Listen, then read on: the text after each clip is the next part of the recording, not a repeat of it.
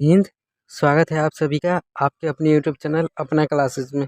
आज की इस वीडियो में हम लोग पढ़ने वाले हैं बिहार बोर्ड कक्षा 10वीं का साइंस का बहुत बहुत इम्पोर्टेंट प्रश्न। तो वीडियो को पूरा देखना है। वीडियो को पूरा देखिएगा, आपको अपने ही पता चल जाएगी कि प्रश्न सब बहुत इम्पोर्टेंट है। तो वीडियो को पूरा देखिएगा तभी तो समझ में आएगा। तो वीडियो को पूरा देखिएगा क्योंकि इससे प्रश्न पूछेगा 100%। आप पूरा वीडियो देखिएगा, आपको खुद समझ में आ जाएगा। तो वीडियो को पूरा देखना है। हम ज़्यादा बातें ना करेंगे और प्रश्न की ओर आते हैं।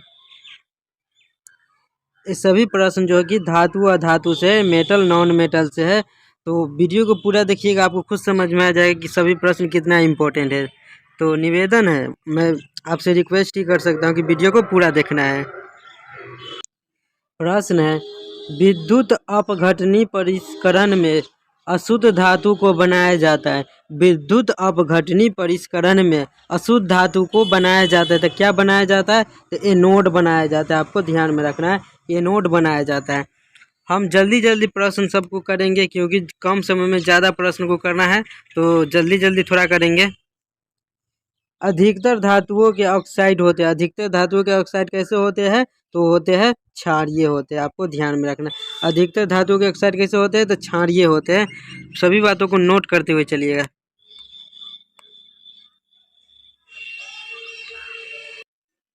निम्नलिखित में से कौन सबसे अधिक अभिक्रियाशील धातु है? निम्नलिखित में से कौन सबसे अधिक अभिक्रियाशील धातु है? 4 ऑप्शन दिया गया, इसमें से सबसे अधिक अभिक्रियाशील धातु कौन हो जाएगा? तो आपको ध्यान में रखना है कि Na। ऑप्शन सी आपका राइट आंसर हो जाएगा। Na यानी सोडियम। सोडियम सबसे अधिक क्रियाशील धातु है, तो आपको ध्यान में रखना है। तो ध्यान में रखिएगा, सबसे अधिक क्रियाशील धातु कौन होता है? तो सोडियम होता है। इसीलिए सोडियम को केरोसिन में डुबोकर रखा जाता है। आपसे प्रश्न पूछा जाता है कि किस धातु को केरोसिन में डुबोकर रखा जाता है? तो सोडियम को ही केरोसिन में डुबोकर रखा जाता है क्योंकि यह बहुत अधिक अभिक्रियाशील होता है। आपका अगला प्रश्न है, किस रासायनिक यौगिक को गर्म करने पर प्लास्टर ऑफ पेरिस प्राप्त होता है? किस रासायनिक यौगिक को गर्म करने पर प्लास्टर ऑफ पेरिस प्राप्त होता है? तो जिप्सम को गर्म कीजिएगा ना तो प्लास्टर ऑफ पेरिस बनेगा। तो ऑप्शन बी आपका राइट आंसर हो जाएगा। जिप्सम को गर्म करने पर प्लास्टर ऑफ पेरिस बनता है। जिप्सम का रासायनिक सूत्र क्या होता है? तो CaSO4 इंटू 2H2O प्रश्न पूछा जाता है जिप्सम का रासायनिक सूत्र। यही प्लास्टर ऑफ पेरिस का रासायनिक सूत्र क्या हो जाएगा? CaSO4 1/2H2O। Plaster of Paris का CaSO4 1/2H2O हो जाएगा। ये जिप्सम का हो गया। आपका अगला प्रश्न है, लोहा एवं इस्पात को जंग से सुरक्षित करने पर उन पर किस धातु की पतली परत चढ़ाई जाती है? लोहा एवं इस्पात को जंग से सुरक्षित रखने के लिए उन पर किस धातु की पतली परत चढ़ाई जाती है? तो आपको ध्यान में रखना है कि जिंक का। ऑप्शन डी आपका राइट आंसर हो जाएगा, जिंक। ऑप्शन डी जिंक का ही लेपत चढ़ाया जाता है। तो आपको ध्यान में रखना है। तो ऑप्शन डी आपका राइट आंसर हो जाएगा। तो जिंक का ही लेपित किया जाता है। लोहा एवं इस्पात को जंग से सुरक्षित करने के लिए जिंक का लेपित पतली परत चढ़ाई जाती है। तो आपको ध्यान में रखना है जिंक का। ये प्रश्न पूछा जाता है। तो वीडियो को रोक रोक कर सभी बातों को नोट करते हुए चलिए क्योंकि सभी प्रश्न बहुत ज़्यादा इंपॉर्टेंट है। आपका अगला प्रश्न है, और अगले प्रश्न की ओर आने से पहले आप सभी से निवेदन है, रिक्वेस्ट है कि अगर आप चैनल पर नए हैं तो चैनल को सब्सक्राइब कर दीजिएगा और वीडियो को लाइक कर दीजिएगा क्योंकि रोज़ हम आपके लिए ऐसे ही वीडियो लाते रहते हैं जिससे आपकी तैयारी और अब अच्छी हो जाए और आप अच्छे अंक ला सके। इसके लिए हम रोज़ आपके लिए वीडियो लाते रहते हैं। तो चैनल को सब्सक्राइब करके ऑल नोटिफिकेशन को ऑन कर दीजिएगा। बॉक्साइट निम्नलिखित में से किस धातु का अयस्क है? बॉक्साइट निम्नलिखित में से किस धातु का अयस्क होता है? कई बार परीक्षा में पूछा गया, एकदम VVI क्वेश्चन है कि बॉक्साइट निम्नलिखित में से किस धातु का अयस्क होता है? तो एल्युमिनियम का होता है। ऑप्शन सी आपका राइट आंसर हो जाएगा। एल्युमिनियम का अयस्क होता है बॉक्साइट। निम्नलिखित में से कौन अधातु है? 4 ऑप्शन दिया गया, इसमें से कौन अधातु है? तो सी यानी कार्बन। कार्बन जो है कि क्या है? तो अधातु है। तो आपको ध्यान में रखना है कार्बन क्या है? तो अधातु है। तो ऑप्शन बी आपका राइट आंसर हो जाएगा। Option B. कुछ प्रश्न को ऑप्शन के हिसाब से आपको मारना पड़ेगा। कार्बन क्या है? तभी मैंने बताया अधातु है। तो ऑप्शन बी आपका राइट आंसर हो जाएगा। कार्बन क्या है? तो अधातु है। तो आपको ध्यान में रखना है।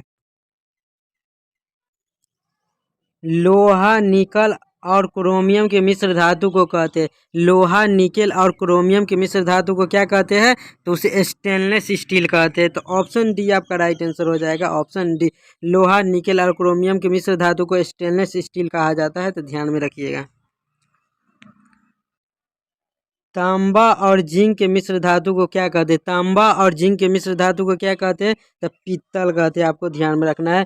पीतल किस धातु का मिश्रण होता है? पीतल किसका मिश्र धातु होता है? तो तांबा और जिंक का, यानी तांबा और जस्ता का ही मिश्रण होता है पीतल। तो आपको ध्यान में रखना है, तांबा और जिंक के मिश्र धातु को क्या कहते हैं? तो पीतल कहते हैं। तो आपको ध्यान में रखना है, तांबा या जिंक रहे या जस्ता रहे, तो पीतल का ही मिश्र धातु होता है। इसमें आपको याद रखना है, अगर पीतल पूछ ले कि पीतल किसका मिश्र धातु होता है, तो आपको पिताजी याद रखना है, पिताजी। आप पिताजी याद रखिएगा ना, तो पी से क्या हो जाएगा? पीतल हो जाएगा। ता से क्या हो जाएगा? तांबा हो जाएगा। जी से क्या हो जाएगा? जिंक हो जाएगा। यानी पीतल किसका मिश्र धातु होता है? तो तांबा और जिंक का। पी से पीतल हो जाएगा, ता से तांबा, जी से जिंक। यानी पिताजी आपको याद रखना है कि पीतल किसका मिश्र धातु होता है? तो तांबा और जिंक का। तो पिताजी से आपको याद रखना है। आते हैं अगले प्रश्न की ओर। आपका अगला प्रश्न है, लोहा को जिंक से लेपित करने की क्रिया को कहते हैं? लोहा को जिंक से लेपित करने की क्रिया को क्या कहते हैं? तो गैल्वेनीकरण कहते हैं। आपको याद रखना है, लोहा से जिंक को लेपित करने की क्रिया को गैल्वेनीकरण कहते हैं। आपका अगला प्रश्न है, सबसे कठोर तत्व कौन है? 4 ऑप्शन दिया गया, इसमें से सबसे कठोर तत्व कौन होता है? तो सबसे कठोर तत्व हीरा होता है। आपको ध्यान में रखना है, ऑप्शन डी आपका राइट आंसर हो जाएगा, ऑप्शन डी। सबसे कठोर तत्व कौन होता है? तो हीरा होता है। पीतल है, पीतल इसमें से कौन होता है? तो मिश्र धातु होता है। मैंने बताया कि पीतल किसका मिश्र धातु होता है? तो तांबा और जस्ता का, तांबा और जिंक का। जस्ता रहे या जिंक रहे, दोनों एक ही है। पीतल किसका मिश्र धातु होता है? तांबा और जस्ता का। तो पीतल है तो एक मिश्र धातु है। आपका अगला प्रश्न है, हेमेटाइट किस धातु का अयस्क? बहुत बहुत इंपॉर्टेंट प्रश्न है, कई बार परीक्षा में पूछा गया।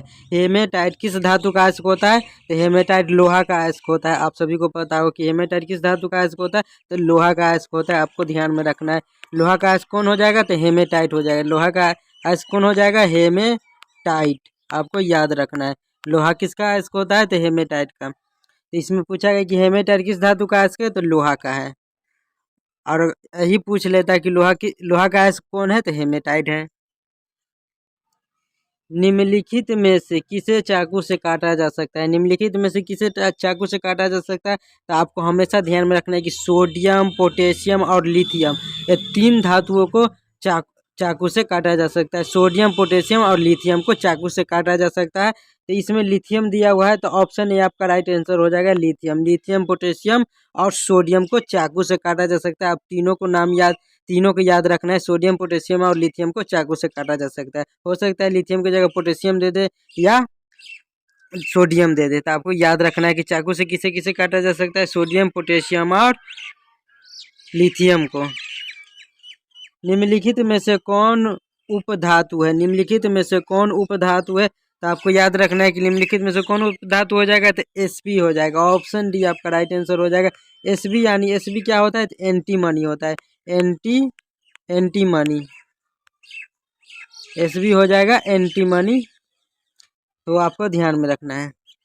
आते हैं अगले प्रश्न की ओर। धातुओं की प्रकृति होती है, धातुओं की प्रकृति होती है। धातुओं की प्रकृति कैसी होती है? तो आपको ध्यान में रखना है कि धातुओं की प्रकृति धनात्मक होती है, यानी विद्युत धनात्मक होती है। ऑप्शन ए आपका राइट आंसर हो जाएगा, धातुओं की प्रकृति विद्युत धनात्मक होती है। आपको ध्यान में रखना है। आप सभी से निवेदन है कि अगर चैनल पर नए हैं तो चैनल को सब्सक्राइब करते हुए चलिएगा, क्योंकि हम रोज़ आपके लिए ऐसे ही वीडियो लाते रहते हैं। तो चैनल को सब्सक्राइब जरूर कर दीजिएगा, तभी तो आपकी तैयारी अच्छी हो पाएगा, क्योंकि रोज़ ऐसे ही वीडियो लाते रहेंगे और आपकी तैयारी अच्छी होती रहेगी। तो चैनल को सब्सक्राइब करके वीडियो को लाइक कर दीजिएगा। निम्नलिखित में से कौन सा पदार्थ ऑक्सीजन से संयोग नहीं करता है? निम्नलिखित में से कौन सा पदार्थ ऑक्सीजन से संयोग नहीं करता है? तो आपको ध्यान में रखना है कि ऑक्सीजन यानी हवा से कौन नहीं करेगा? गोल्ड नहीं करता है। सोना जो होता है ना, गोल्ड यानी सोना, सोना हवा से अभिक्रिया नहीं करता है। ऑक्सीजन यानी हवा ही होता है। तो सोना जो होता है वो ऑक्सीजन से अभिक्रिया नहीं करता है। बाकी बात तांबा, जिंक, लोहा ये सभी ऑक्सीजन से अभिक्रिया करता है। तो आपको ध्यान में रखना है, तो सोना जो कि ऑक्सीजन से अभिक्रिया नहीं करता है। इसके जगह अगर चांदी सोना न रह कर चांदी भी रहता है तो वो भी ऑक्सीजन से अभिक्रिया नहीं करता है, तो ध्यान में रखिएगा। शुद्ध सोना को व्यक्त किया जाता है, शुद्ध सोना को व्यक्त कितने कैरेट में किया जाता है, तो आप सभी को पता होगा कि 24 कैरेट में किया जाता है। शुद्ध सोना को व्यक्त 24 कैरेट में किया जाता है।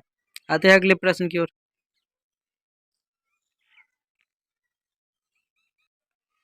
विद्युत बल्ब का तंतु किस धातु का बना होता है? विद्युत बल्ब का तंतु किस धातु का बना होता है? तो वो टंगस्टन का बना होता है। विद्युत बल्ब में जो जो फिलामेंट होता है, तंतु ये कहिए या फिलामेंट कहिए, तंतु कहिए या फिलामेंट, हो सकता है विद्युत आपका प्रश्न पूछ दे कि विद्युत बल्ब का फिलामेंट किस धातु का बना होता है, तो टंगस्टन का बना होता है। विद्युत बल्ब का तंतु किस धातु का बना होता है, तो टंगस्टन का बना होता है। ऑप्शन बी आपका राइट आंसर हो जाएगा। आते हैं अगले प्रश्न की ओर। आपका अगला प्रश्न है, कौन सी अधातु कमरे के ताप पर द्रव अवस्था में रहती है? कौन सी अधातु कमरे के ताप पर द्रव अवस्था में रहती है? तो ब्रोमीन, ब्रोमीन है जो कि कमरे के तापमान पर द्रव अवस्था में रहती है। ऑप्शन ए आपका राइट आंसर हो जाएगा। और बहुत बहुत इंपॉर्टेंट प्रश्न कई बार पूछा गया है कि कौन सी अधातु कमरे के ताप पर द्रव अवस्था में रहती है, तो ब्रोमीन रहती है। निम्नांकित में से कौन अक्रिय गैस है? 4 ऑप्शन दिया गया है, इसमें से कौन अक्रिय गैस है? तो हीलियम, एच यानी हीलियम अक्रिय गैस है। अक्रिय कहिए या निष्क्रिय कहिए, वो एक ही है। तो आपको ध्यान में रखना है कि helium, neon, argon, krypton, xenon, radon ये सभी अक्रिय गैस है। तो ऑप्शन बी आपका राइट आंसर इसमें हो जाएगा। आते हैं अगले प्रश्न की ओर। आपका अगला प्रश्न है, निम्नांकित में से किस धातु को किरोसिन में डुबा कर रखते? निम्नांकित में से हमने शुरू में ही आपको बताया है कि किस धातु को किरोसिन में डुबा कर रखा जाता है, तो सोडियम को किरोसिन में डुबो कर रखा जाता है। किस लिए रखा जाता है? क्योंकि ये बहुत अभिक्रियाशील धातु है, इसीलिए इसे किरोसिन में डुबो कर रखा जाता है। तो किसे किरोसिन में डुबो कर रखा जाता है? तो सोडियम को, क्योंकि ये बहुत अभिक्रियाशील धातु है। निम्नलिखित में से किस धातु पर वायु का प्रभाव नहीं पड़ता है? निम्नांकित में से किस धातु पर वायु का प्रभाव नहीं पड़ता है? तो आपको ध्यान में रखना है, हमने बताया कि सोना, सोना है जो कि उस पर वायु यानी ऑक्सीजन का प्रभाव नहीं पड़ता है। तो ऑप्शन ए इसमें आपका राइट आंसर हो जाएगा। निम्नलिखित में से कौन सा लवण समुद्री जल में पाया जाता है? निम्नलिखित में से कौन सा लवण समुद्री जल में पाया जाता है? तो समुद्री जल में NaCl पाया जाता है। NaCl यानी क्या हो गया? Sodium chloride. आपको ध्यान में रखना है, सोडियम क्लोराइड हो जाएगा, सोडियम क्लोराइड। निम्नांकित में से किसे कौन सा लवण समुद्री जल में पाया जाता है? तो सोडियम क्लोराइड जो होता है समुद्र में पाया जाता है। कौन सा लवण समुद्री जल में पाया जाता है? तो सोडियम क्लोराइड। आपको ध्यान में रखना है, ऑप्शन डी आपका राइट आंसर इसमें हो जाएगा, NaCl। NaCl यानी सोडियम क्लोराइड होता है, आपको ध्यान में रखना है। इनमें से किस धातु का विस्थापन उसके लवण के विलयन में होता है? इनमें से किस धातु का विस्थापन उसके लवण के विलयन में लोहा द्वारा होता है? तो आपको ध्यान में रखना है कि तांबा। ऑप्शन सी आपका राइट आंसर हो जाएगा। आते अगले प्रश्न की। आपका अगला प्रश्न है, निम्नलिखित में से कौन सी धातु साधारण ताप पर द्रव अवस्था में पाई जाती है? साधारण ताप पर द्रव अवस्था में कौन पाया जाएगा? तो मरकरी यानी पारा। वही अगर पूछ लेता कमरे के तापमान पर सबसे द्रव अवस्था में कौन होता है, तो ब्रोमीन होता है, हमने बताया। लेकिन साधारण ताप पर भी द्रव अवस्था में कौन रहेगा? तो मरकरी यानी पारा रहता है। निम्नलिखित में से कौन विद्युत का सुचालक है? तो विद्युत का सुचालक कौन हो जाएगा? तो ग्रेफाइट हो जाएगा, विद्युत का सुचालक ग्रेफाइट हो जाएगा। आप लोग भी कमेंट करके बताइए कि आप लोग कितना सही किए, और एक छोटा सा प्यारा सा कमेंट कर दीजिए कि वीडियो कैसा लगता है। सीने बार किसका अयस्क है? बहुत बहुत इंपॉर्टेंट प्रश्न है, कई बार परीक्षा में पूछा गया कि सीने बार किसका अयस्क होता है? तो पारा का अयस्क है, पारा का अयस्क है सीने बार। आपको ध्यान में रखना है, बहुत बार पूछा गया है। सीने बार किसका अयस्क है? तो पारा का है। तो ये था कुछ इम्पोर्टेंट प्रश्न जो कि बहुत बहुत इम्पोर्टेंट प्रश्न है और कई बार इसमें से परीक्षा में पूछा गया है। तो आप सभी से निवेदन है कि अगर चैनल पर नए हैं तो चैनल को सब्सक्राइब कर दीजिएगा, क्योंकि रोज़ हम आपके लिए ऐसे ही वीडियो लाते रहते हैं जिससे आपकी तैयारी अच्छी हो और आप अच्छे अंक ला सके। तो चैनल को सब्सक्राइब कर दीजिएगा और वीडियो को लाइक कर दीजिएगा। मिलते हैं नेक्स्ट वीडियो में। जय हिंद।